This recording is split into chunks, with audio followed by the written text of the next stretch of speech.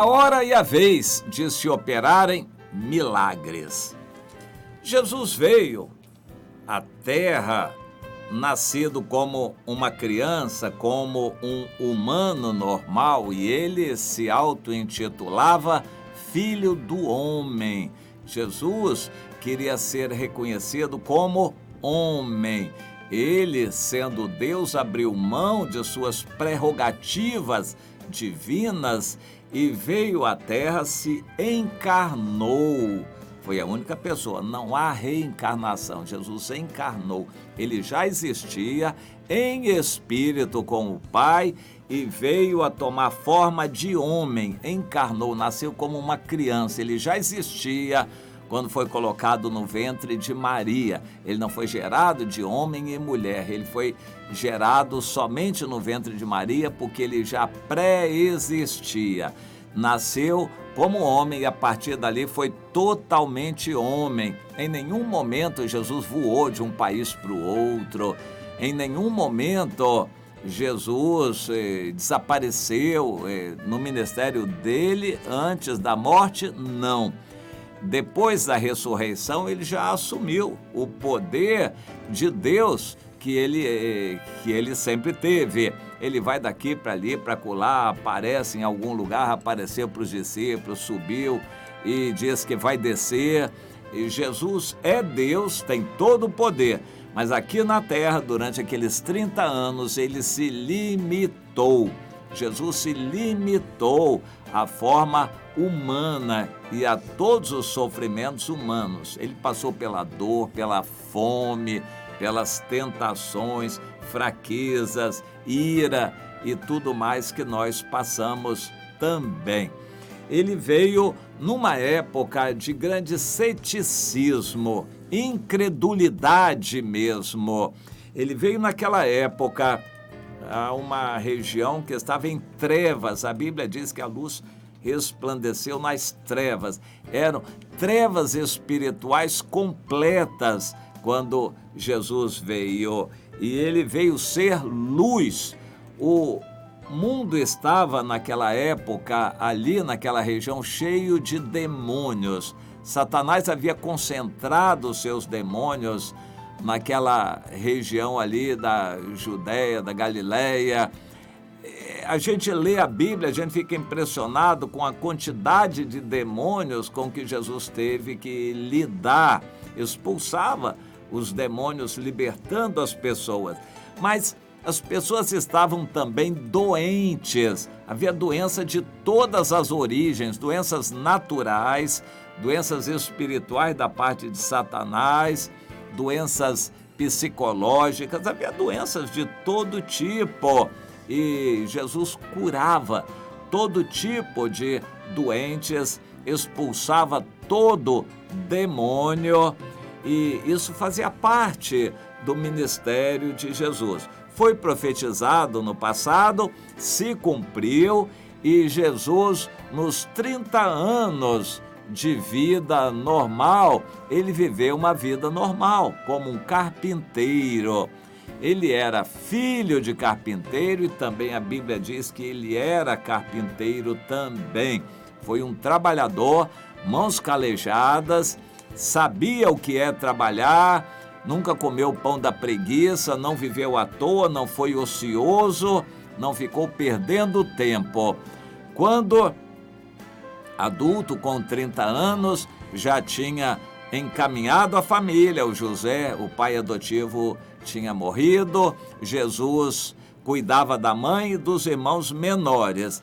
Mas os irmãos menores já estavam crescendo, ele provavelmente ensinou a profissão e já pôde sair de casa para o ministério dele, deixando os irmãos trabalhando e cuidando da família, do sustento da família. Jesus saiu então aos 30 anos para o seu ministério.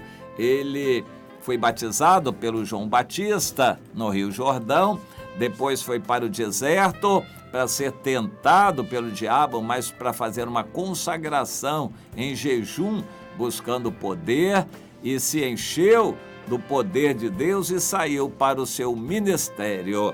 E o que nós vamos ler aqui em Marcos, no capítulo 1, era o início do seu ministério. Diz, a partir do versículo 32, que à tarde daquele dia, provavelmente era um sábado, porque ele tinha saído da sinagoga, ao cair do sol, trouxeram a Jesus todos os enfermos e endemoniados que havia na cidade. Toda a cidade estava reunida à porta. Isso era o comum deles, a prática. Eles se reuniam à porta da cidade. E ao cair da tarde, mesmo os que estavam observando o descanso do sábado, o sábado já tinha passado. Às 6 horas da tarde, o sábado acabou e já, digamos, entrou o dia seguinte. Eles poderiam, então, fazer qualquer coisa e, inclusive, levaram os enfermos todos para Jesus à porta da cidade. Jesus já tinha curado a sogra de Simão Pedro. Jesus já era relativamente conhecido. Estava em Cafarnaum, ou próximo de Cafarnaum, onde ele vivia.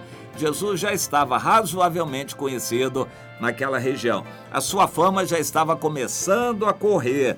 E quando ele já tinha curado a sogra de Pedro, então a cidade inteira saiu à porta da cidade no entardecer, ou seja, 6 horas da tarde, já passando o sábado, para levar seus enfermos.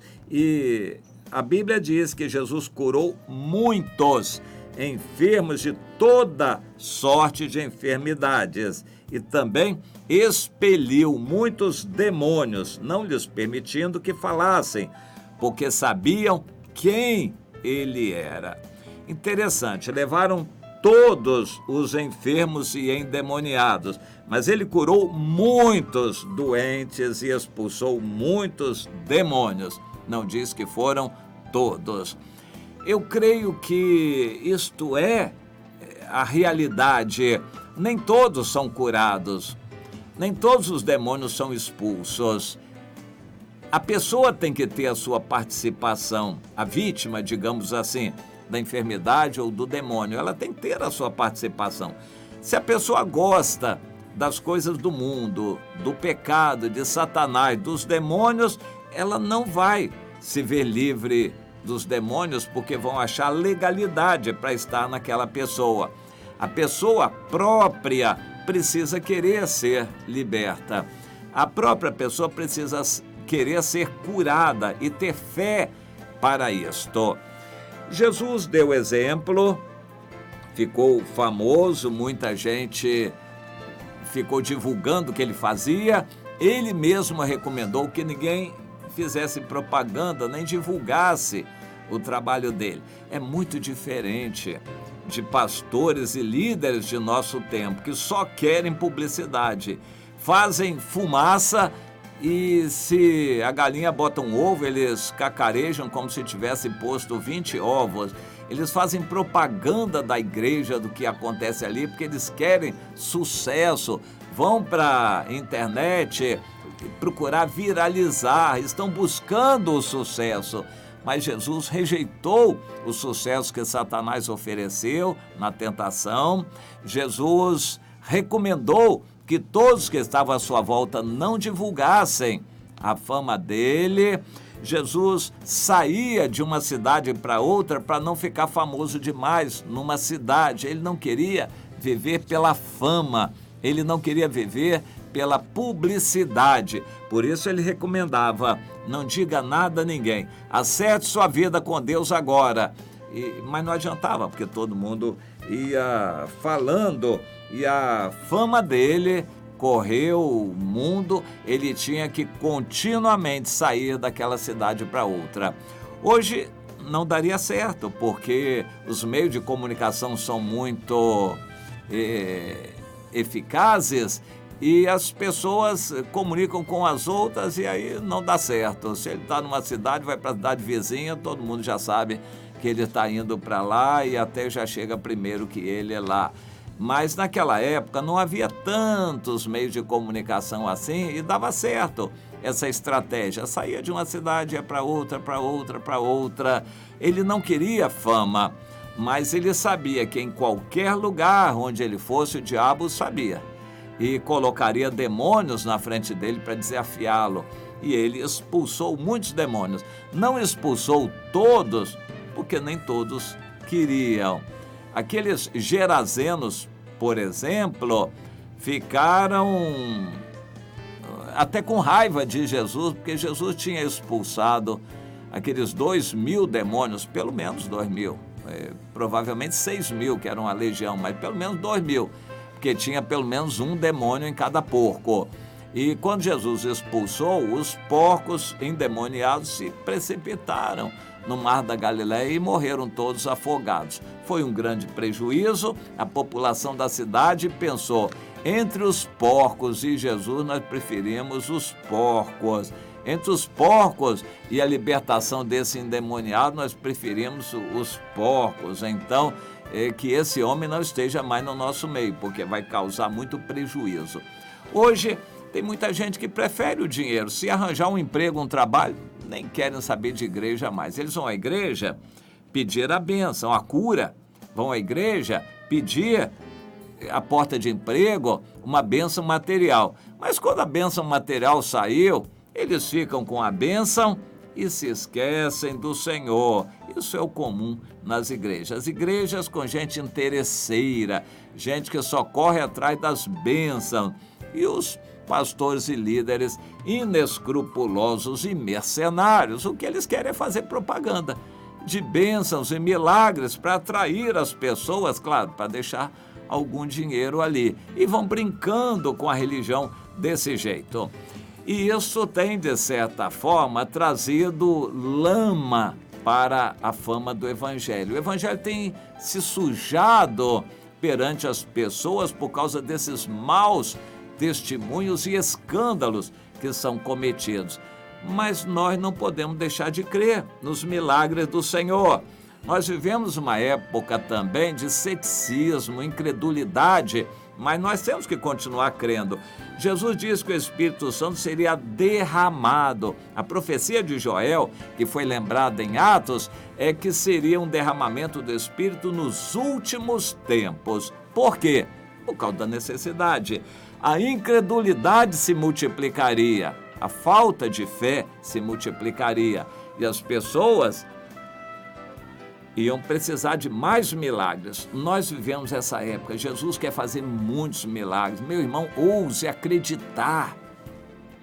Eu tenho tido muitas e muitas experiências. Deus não me mandou para fazer milagres e sinais, mas eu faço isso e oro e creio e peço. Deus me mandou pregar a palavra, cuidar de vidas, mas se há necessidade, eu vou pedir cura, eu vou pedir milagre, eu vou expulsar demônio, eu vou mandar o morto levantar. Ultimamente, não tem acontecido muito isso no meu ministério, porque eu tenho me ocupado mais com a palavra. Mas como a necessidade é grande, pessoas estão com necessidades se multiplicando, sempre pessoas virão a mim, aos cultos, pedindo oração. E eu vou continuar orando e crendo. Minha preferência é fazer o que está escrito em Tiago, no capítulo 5. Ungir com óleo a quem vem me buscar, já sendo crente. Eu não vou fazer propaganda para estranhos, incrédulos, para virem buscar o milagre e a bênção. Mas se é gente do nosso meio que está sofrendo, está em pecado, está enfermo, com a vida atrapalhada, é claro que eu vou orar, ungir com óleo, e o Senhor vai curar, como tem curado aos montes, e milagres vão acontecer. Mas não é só comigo, é para ser com todos nós, com você que está me ouvindo. Os sinais são para todos aqueles que creem em Jesus, vão poder fazer sinais e maravilhas. Portanto, você entenda isto, meu irmão, abra o coração, minha irmã, para se encher do Espírito. Agora eu quero só, para encerrar essa reflexão, falar da hora e da vez. Quando é que tem que fazer milagre? É toda hora? É a gente ficar fazendo propaganda de milagre? Não, não e não. Nós temos que viver a nossa vida cristã no chamado de Deus, pregando a palavra, amando as pessoas, visitando e fazendo o que temos que fazer. Na nossa caminhada, pessoas que aparecerem com demônios, com problemas, com enfermidades, com dificuldades, então nós vamos orar junto com elas. É assim que Deus nos quer. Quando é que os abutres vão se ajuntar? Onde tem carniça, é claro. E Jesus quis dizer com essa expressão o seguinte, os milagres vão ser necessários onde há problemas. Onde os problemas abundarem, os milagres têm que superabundarem. Deus quer que haja mais milagres, mas onde há necessidade. Nós não vamos procurar necessidade, não vamos correr atrás de doentes para ficar fazendo curas, mas os doentes do nosso meio que vierem a nós, é responsabilidade nossa curá-los. Então entenda isso, Deus não quer propaganda, mas Ele faz milagres, Ele quer que a gente creia, não seja tímido, não é pelo seu merecimento, não é pelo seu crescimento espiritual que os milagres vão acontecer, e nem pela sua santidade que os demônios vão sair. Tudo é graça de Deus, é pelo poder de Deus acionado pela sua fé, não é pelo seu merecimento, é pela sua fé. Creia nisso, entenda, meu irmão, minha irmã, porque os milagres, os sinais sobrenaturais têm que estar presentes no nosso ministério sempre que haja necessidade. Entenda isto.